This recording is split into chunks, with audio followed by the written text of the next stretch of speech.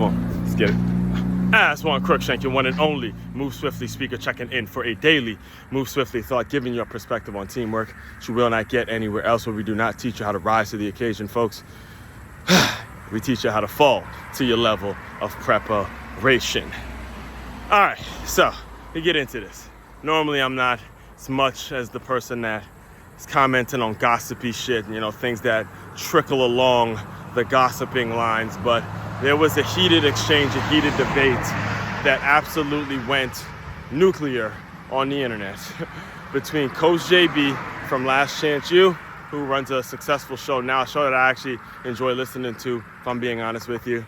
It was a heated exchange between him and a woman named Sabrina Parr, which I'm being 100% transparent with you. I'm not trying to be an asshole, sound like a feminist when I say this, but that was the very first time I've ever even heard of this lady, all right? Talking about a woman that has thousands of followers, hundreds of thousands of followers, apparently is, according to her, has been known in the industry, has a system that is so good for football players. And again, a person who played the game, coached the game, scouted the game, a person who is very knowledgeable about the game of football. That was the first time I've ever heard her name or even knew who the fuck she was, okay? So I want to be clear when I say that, not as a slight to her, because it's going to sound like I'm slighting her in a lot of what I'm saying, but I'm not saying that. I'm just being 100% honest with you when you compare and contrast the generalizations that she made versus the truth about the situation. And maybe I'm an exception to the rule in her mind. I don't know. Don't really give a fuck, right? So anyway, they get into a heated exchange that started off, in my opinion, very confrontational because of her. She gets on the show, and instead of her being appreciative of this man, Coach JB, for letting her on the platform, she goes and says, oh, the only reason I'm here is because of you, Darnell, and because I love you, and she puts off this passive-aggressive bullshit to start. So again, I ain't like that from jump. It was unnecessary. If you're going to be an adult, you're going to be someone that, again, poses as a representation of the game, that have a little more class than that. Whether you like the person or not, have a little more class and understanding when someone's letting you on their platform. That's number one, from jump, right? So let's get into the 36 minutes of straight fire and heated debate that they got into, which was basically and if you know Coach JB's content, he's going to keep it raw and uncut. He's going to cuss. He's going to say things that are really, really nasty. That's just the way he is. That's just the way he comes off. If you really listen to him, he's basically just being who he is, but it's nothing, he does that with everyone. It's nothing,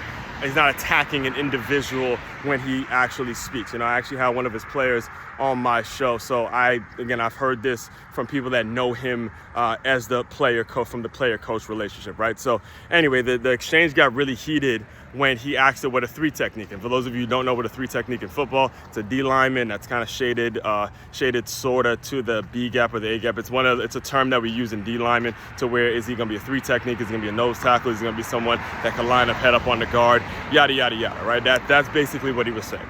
So he asked her what a three technique, and she didn't know what it meant. So, which is fine. Again, I'm kind of siding with her on this sense of where, hey, maybe she never played the game. She didn't play the game of football. So maybe she doesn't know what a three technique is, which is totally fine. It doesn't mean you're just disqualified to see and judge athletes and see if someone's a good athlete, see if someone's able to be fast enough, stretch enough, all that stuff. Again, I understand her side of the argument. The problem is how emotional she got and why she proved JB's point about why women cannot talk football is because of that fucking emotion that she showed in that 36 minutes. So all of a sudden she's going in on him and she's talking about all the things that he failed at. And if you would have had a woman around, and you would have been more successful as a coach, you wouldn't have failed as a coach. She starts taking personal shots at him on his motherfucking platform. This is what I want you guys to understand. She starts taking personal shots on his platform, as opposed to calming down and saying, hey, great, I train football players, I have a network of football players, maybe you can teach me what a three technique is, and maybe we can combine some of the things you know and combine some of the things I'm great at, and then we could help the overall game. That is JB's point. That is the qualifications to talk football, which is like what the thumbnail says.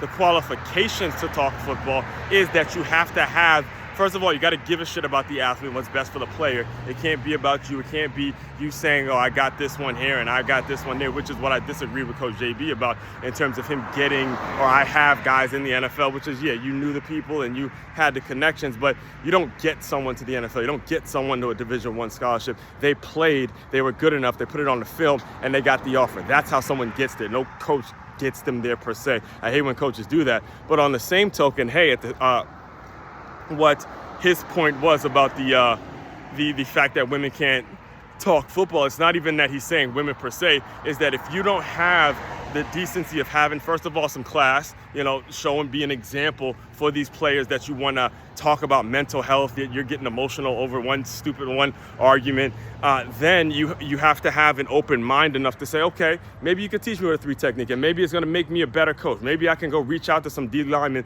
and put some workouts together that now that I know some of their technicalities and some of the things that they do, now I could become a better trainer, whatever it is. That has to be the mentality, and that right there has nothing to necessarily do with women, a woman or a man, no matter the age. If you get so damn emotional and you can't keep an open mind to learn something new from somebody that's been through something else, then you're not qualified to talk football. Period, point blank, end of sentence. That's the qualifications. Number one, you got to give a shit about the athletes. Number two, you got to actually have some class, have a little bit of class and have some decency when it comes to having conversations when people are letting you on their platform. And number three, you have to have an open mind to learn something new. There's people that have been in this game 30, 40 years, decades, been in this game, still learning new things, still learning, still have a mindset of what can I learn now in terms of what the game needs right now. That is what JB is saying, and that is the problem. When you haven't played the game, when you haven't been in it, when you haven't been in games and stuff like that, like really allowed yourself to empathize, then you don't know how to keep an open mind and learn something along the way. You're all about, it's my system, and that's all she was saying. People have come through my system, and my system, and my system, and I've gotten this one from my system. Ted Ginn Jr. does this, and he calls them on me for my, me. Like it's all fucking you. She proved this point because she got too fucking emotional and she was on his platform.